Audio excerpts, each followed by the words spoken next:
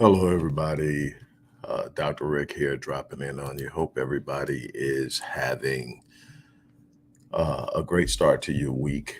Uh, I want to have a somewhat of a conversation about something that I'm passionate about, and anyone who has followed me for any time will be keenly cognizant of just how passionate I am about what we're going to talk about, and that is Black love, the Black family, Black man, Black women, why it's important, where we're at, and why we're struggling to do something that we should be naturally inclined to do. I'm going to attempt in a short period of time to at least make sense of it and sort of frame why it's important. This isn't just some philosophy of mine. This isn't just some value system of mine. It's an understanding of how things work. Before I move forward, I want to direct everybody to uh, the description box. There are a couple of things there, no matter where you're watching this at, the post box, description box, whatever they call it, where you're watching it.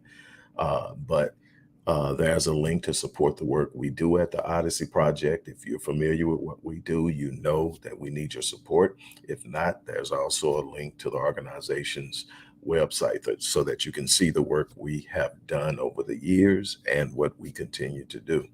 Also, there's a link. I have rewritten my first book. It's definitely something I think we all need to look at: The Invisible Father, Reversing the Curse of a Fatherless Generation, dealing with absentee fatherhood and the impact that it has on society, on the impact it has on our culture, and why it is so important that we put Black men back in homes, back in the family, back in the face of our children, and the responsibility we have as Black men to take lead on this move and this responsibility. Also, there's a link. If when you go to check out this book, there's a link for my 23rd book, which was Academic Apartheid. So there's The Invisible Father Reloaded is not the original Invisible Father. Yes, there's definitely a lot of stuff in there from the first book, but we're 20 years later, and we're looking at what we've gotten since I wrote that book, and how we've actually moved backwards. And it's some of the things I'm going to actually talk about here. So if you haven't ever had a chance to see where I started this whole journey of being a published author, it was a passion from a book I wrote 20 years plus ago. It came from an article I literally wrote in high school, in my high school journalism class, at the prompting of my journalism teacher, who was also the wife of my football coach, because she knew that that was an area I was struggling in. I had never known my father, and she encouraged me to research and write that article. And from that later came the book. And now we're 20 years later, and we're looking at what I pointed out in that book, but where we have come and why we really need to address this issue. And now let's move into this conversation about the Black family and brokenness and the need to the need to heal, to rebuild, to restore. You have to forgive me. My voice is a little shot from yesterday, but look, I have for years been an advocate of restoring the Black family, and there's a reason for that. And I've talked about it, I've touched on it, I've written on it. Um, and so, why is it important that we give attention to the Black family? Why is it important to write and rewrite a book about Black fatherhood and absentee fatherhood and all of the implications associated with it. Why is it important to talk about arresting this gender war between Black men and Black women that rages on and is being fanned and fueled by those who want to see division within the ranks? Why is it so important? Well, what you have to understand is you don't have to be an expert in any particular area to understand how something is either working for you or against you. All you have to do is look at the people who you know oppose you and see how invested they are in something, and you know that it cannot be a good thing for you.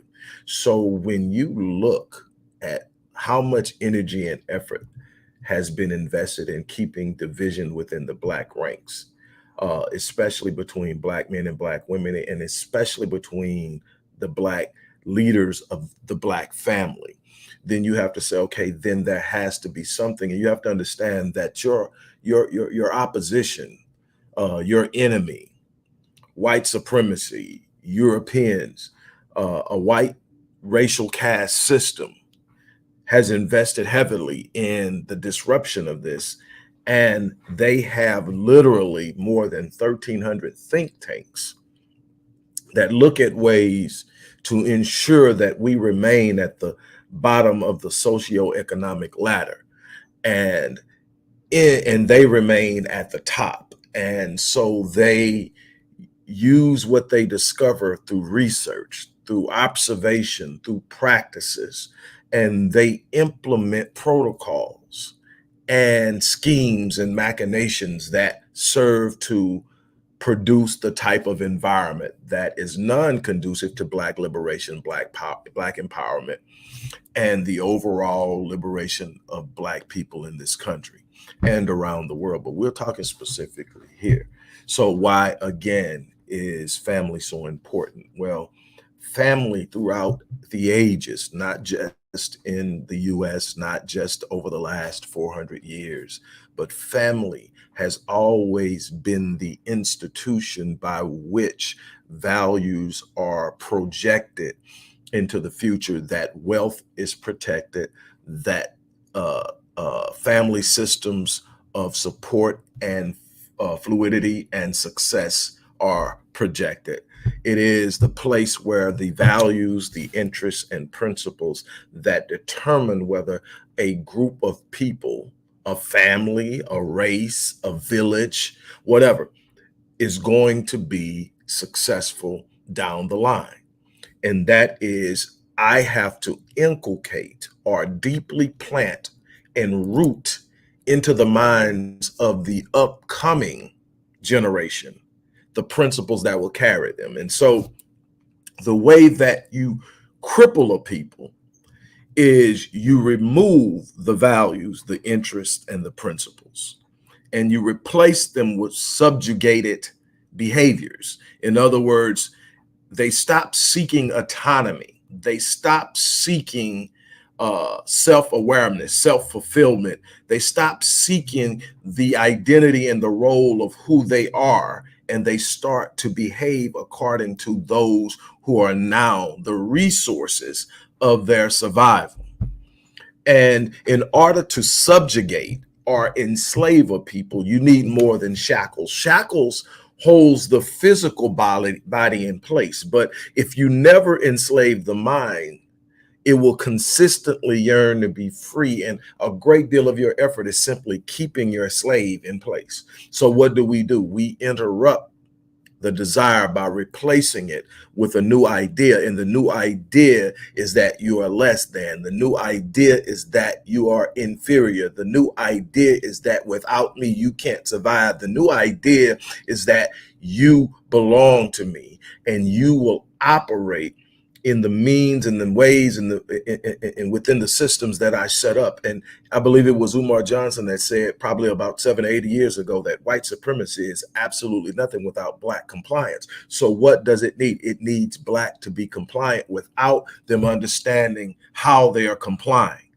And Every time you seek to fit into the system, you are complying. Every time you seek to meet their standard of something, you are complying. When you look to accommodate the Eurocentric idea of what's successful, the Eurocentric idea of what's beautiful, the Eurocentric idea of what's classy, the Eurocentric idea of what's professional, and then you find yourself trying to fit into it. Not only when you find people who have had their minds infiltrated and the values in the sense of self been interrupted, not only will they fight to comply, they will insist that everyone else does so as well.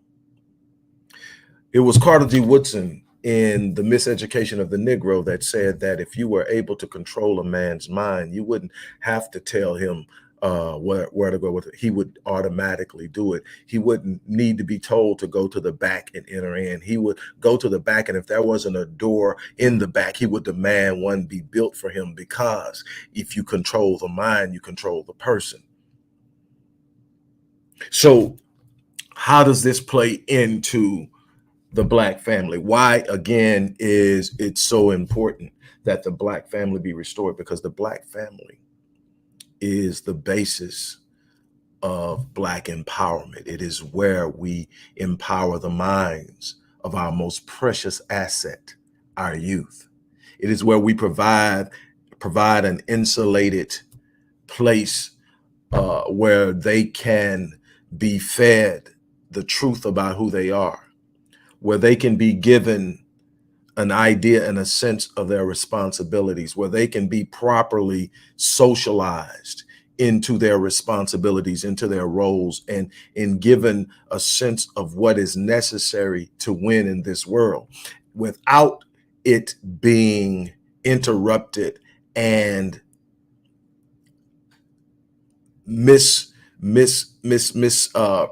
represented or turned off or interrupted. We need to have a place where it's safe for the minds of our children.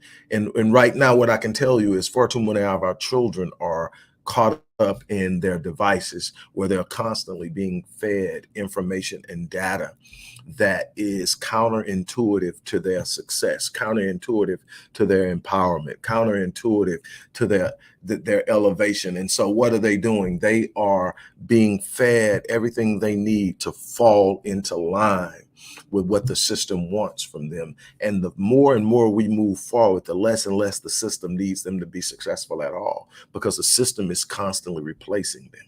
And so there will come a time that the only thing the system wants for you is to fail so that it can throw you aside, throw you in prison, push you into a homeless shelter, push you into the ghetto. But we have to be able to understand that the Black family, beginning with the Black marriage, is the core and the very foundation on which we come out of this. Unfortunately, most of us have bought into one of the most dangerous ideas that is moving against us, and it's individualism. The idea of me, the idea that I'm more important than the collective, the idea that you live your life, I live mine. It's not my business. We're no longer a village. We're no longer a community. We are just a bunch of people who all have one thing in common: race, based off of the construct of race. And that's it. Everybody's trying to scramble to get a piece of what is considered to be success, a piece of what's considered to be winning, a piece of what's considered to make you happy, a piece of everything except solid, consistent, foundational principles that will project the entire collective into a space where we can look out for ourselves, where we can write our own narrative, write our own story, hold our own in every place. Right now, you look up and they are starting to talk about birthing people, not women birthing people, because they are trying to present the idea that someone other than a woman can birth a child. But what are they really doing? What they are doing is, in disrespect, first of all, to women, they're introducing ideas and uh, concepts and philosophies that defy science, that defy history, that defy everything.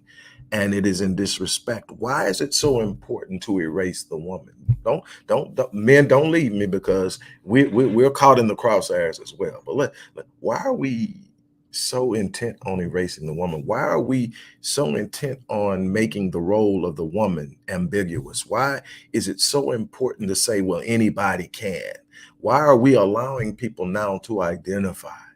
And I'm not talking about controlling how somebody lives their life. I'm talking about a philosophy being presented in such a way that it is almost taken as scientific truth by certain people. And my thing is, why?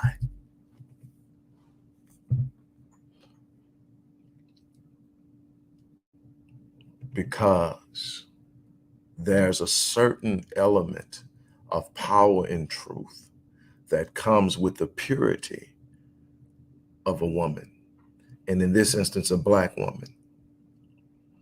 Her very nature is to protect her offspring. Her very nature is to supply nutrient and necessary information for survival. She is the nurturer. She is the initial teacher.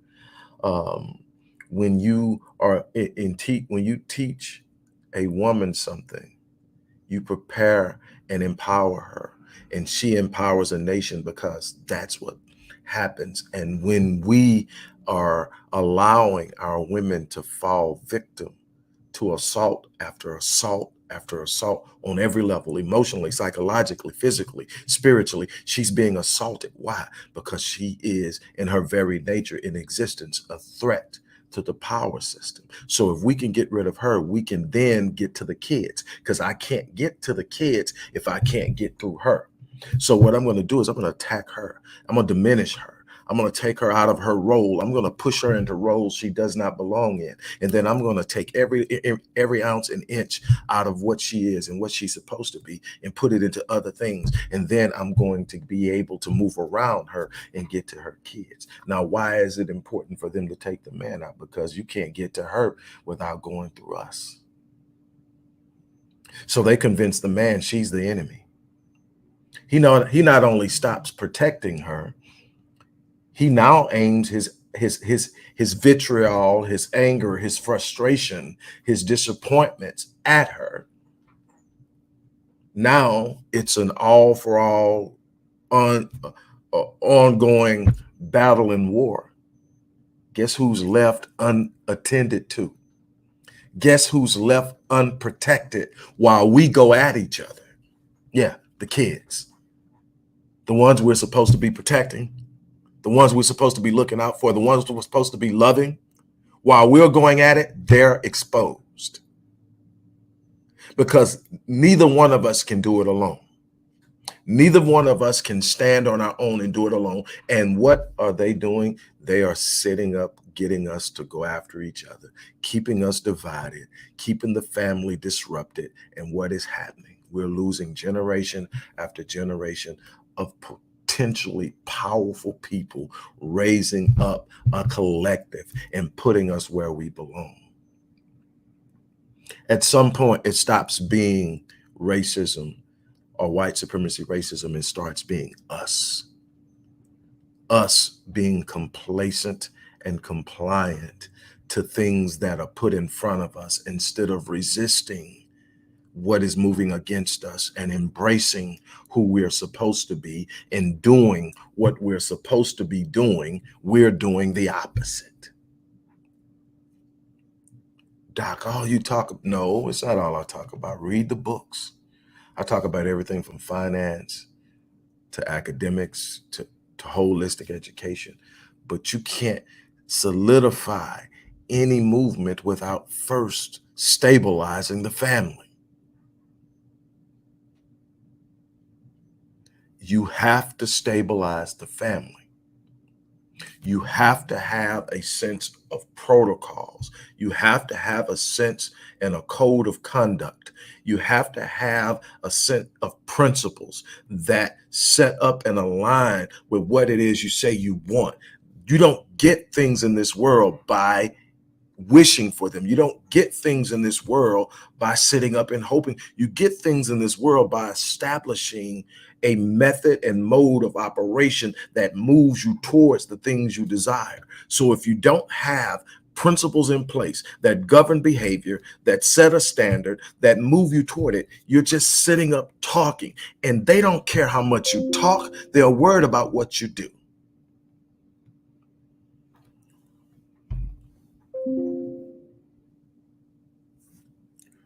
We have a problem.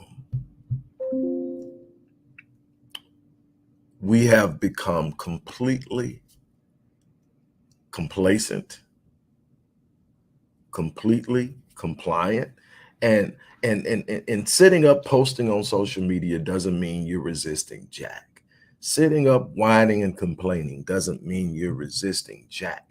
When you show up and you plug into a system that is systematically destroying you and your people, and you don't have any plan of operation, any mode of operation, any type of way of overcoming it,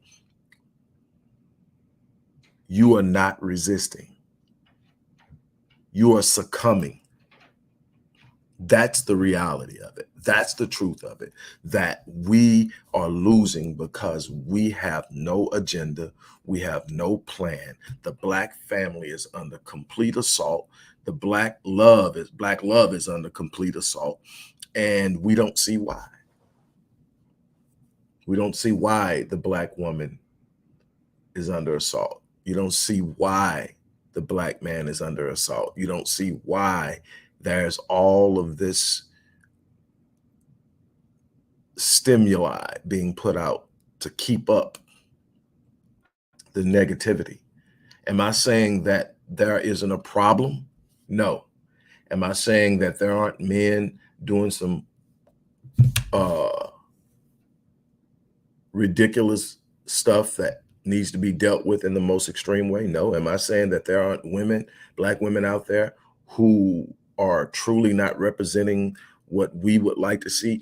Am I saying any of that? Am I saying that any side is right and perfect and no and the other side is complete? No, I'm saying that there's real issues. But just like in any real family, you deal with that in house. You don't let that play out in the streets. You deal with that in house. There needs to be some healing. There's a lot of hurt and broken people masquerading as whole and healthy, and it's showing up in all the. There's an old saying that I grew up in a house with old people. There's an old saying, "Your slip is hanging." What does it mean? There are some things that you think people can't see, but they do. There are some things you think you've got hidden and tucked away, but they can see it, and our slip is hanging. And none of us are perfect. There are things every day that I'm trying to work on. There are things every day that I'm trying to improve on. But what I do understand is that I have to be able to love beyond myself. I have to be able to love even beyond my pain. I have to be able to love at a place in which it's not always comfortable. But this isn't about comfort for me. This is about winning. This is about standing up and doing something that I can be proud that I leave a legacy to my progeny, my offspring. This is about going beyond what I can do for myself. Because if it was just about myself, I could be okay.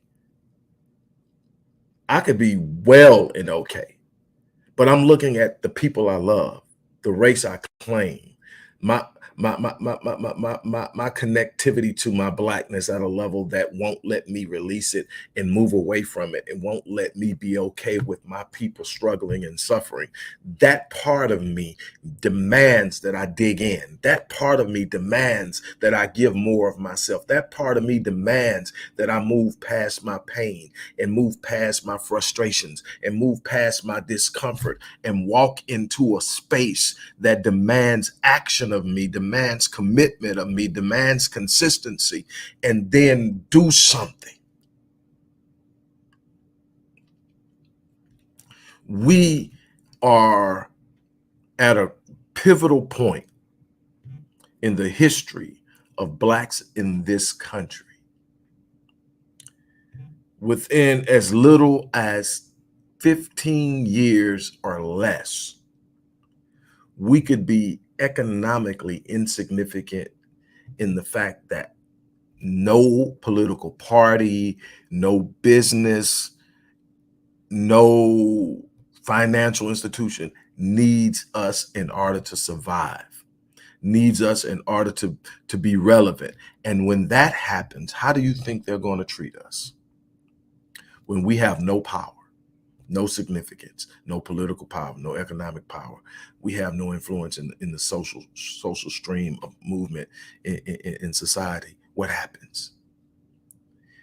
It can get real ugly real fast. And the only thing that's going to stop it is that we become powerful, that we become a force to be reckoned with, that we make our presence felt, that we start to understand that division isn't the way to win, that we're going to have to find our way back to loving each other and loving ourselves. Let's be honest here.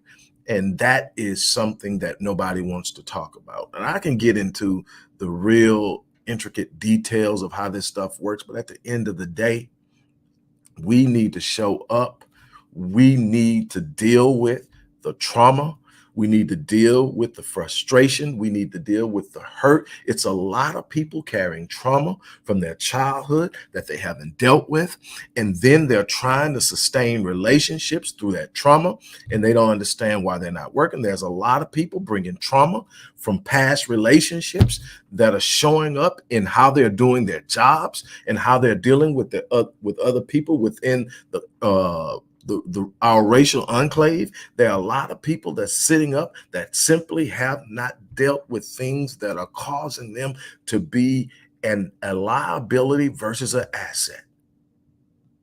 And it's a bunch of us who have become convinced that it's about us. And so once you become as convinced about you as an individual, you stop caring about anything but what? You. And then what happens? Everything in the enclave suffers. Why? Because community and village, no matter how far you look back, has a purpose. We are social creatures by nature. We, as mammals, we are social creatures by nature. What does it mean? We are meant to function and operate and thrive as a unit. We do better when we work together. Why? Because no one is skilled in everything, and no one's great at everything. And so when we come together and we merge and meld ourselves within this enclave of blackness, we bring the best and the brightest in every area forth. And we say, from this, we push you out. And we create things that don't exist. That's how you win. But as long as you're thinking about yourself and only yourself, what happens is eventually, no matter how well you think you're doing, you find yourself in a situation where you've moved so far away from the very thing that was going to insulate you. And now you're isolated. And now you're a target because you represent the possibility of empowerment, because you've in and of yourself have gone out and done quite well for yourself. But now your people don't know you and you don't know your people. Your people not going to care if they come get you. Ask Cosby. Ask R. Kelly. Ask anybody that got out there and got caught up in themselves and decided they were going to do it that way. And I'm not just talking about sexual crimes. I'm talking about people who thought their money made them better, or people who thought their social status made them better, or people who thought their fame made them better. eventually find out that you still do not belong to this elite system. They're just going to use you, and you have benefited because you were good to use, but you will never be a part of that. That's why we build our own. I don't want to be a part of somebody else's anything. I want to be a part of something I've invested myself in.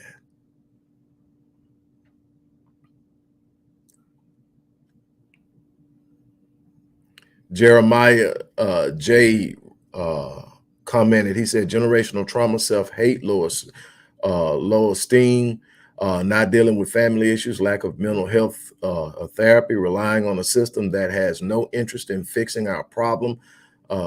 There it is. I mean, there it is. We keep thinking they are going to fix something they have no interest in fixing. They're the reason it's broken. And here we are thinking that we can depend on them to solve our problem when our problem is what puts them in power. We're going to have to get away from this idea that that is the solution to our dilemma. Our solution is in strengthening the foundation, which is the family, which starts with the marriage. Black men need to understand their roles. That's why Black Men Lead is so important, because we need to socialize young Black males into Black manhood and what that looks like, because Black manhood is different than any other form of manhood in this country for so many reasons. And we have to understand that.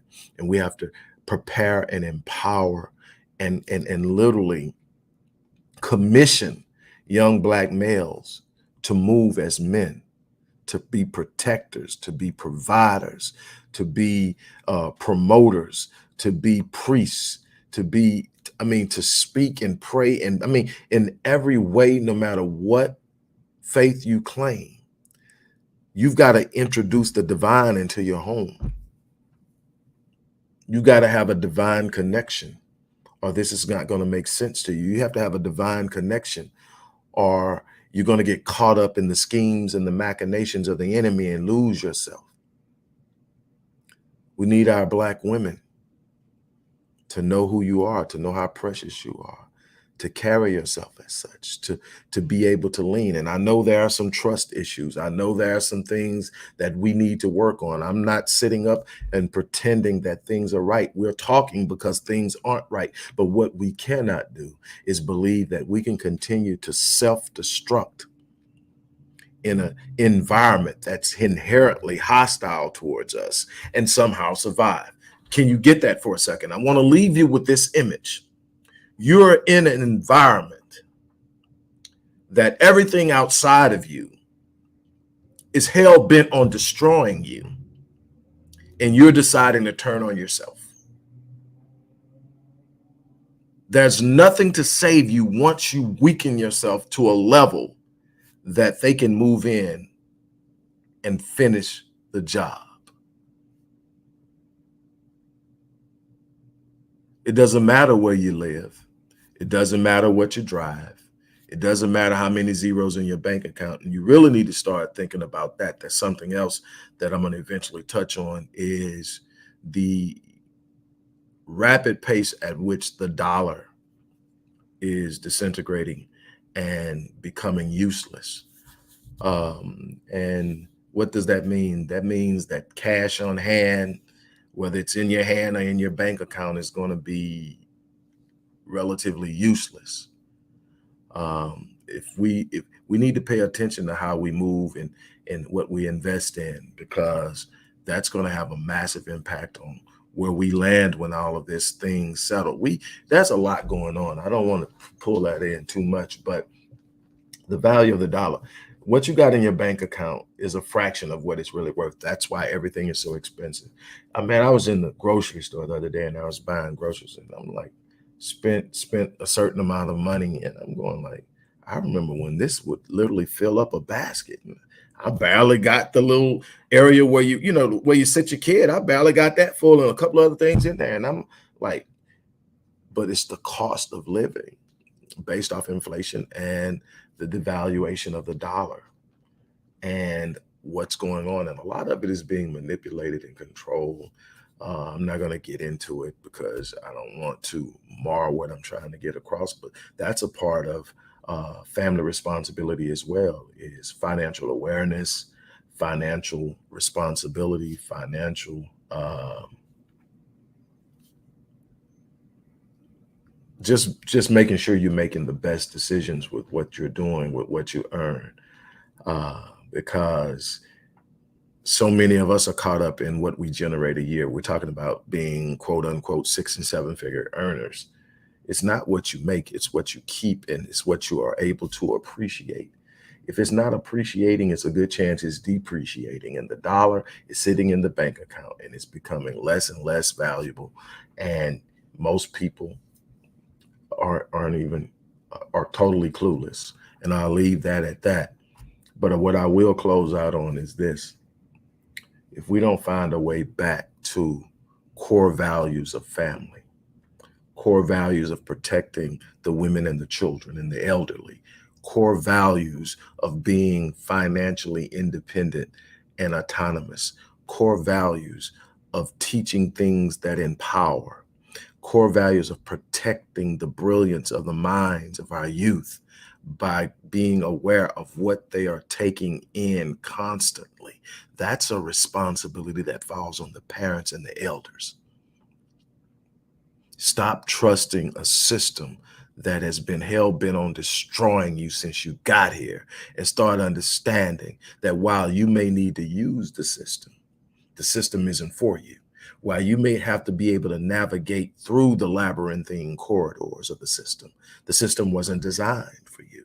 And so, what your goal should be is designing and building your own system so that you can support yourself even when the system turns completely on you. On that note, I'm going to get ready to get out of here. As I stated in the start of this, we definitely are in need of support. So if you want to support the work we do, the link is in the description box. If you want to check out uh, my book, The Invisible Father Reloaded, which is a visitation. Well, it's more than a visitation. It's a deep exploration into the journey from the first book 20 years ago to this book in 2022. It carries the same name because I want the connectivity, and I want the people to see that what I told them in book number 1 is transpired. And so when you listen to me, you can get to see, hey, I'm not just sitting up here talking for my health. I'm telling you that I've invested my life in understanding our problems so that we have solutions. But you have to be willing to commit yourself to being a part of the solution. And far too many of us are completely okay with being a part of the problem. On that note, look, I'm going to get ready to get out of here. Thank you guys for stopping in and spending some time with me. I'll hopefully get a chance to get back to you before the day is over. But again, we have work to do. On that note, I'm out.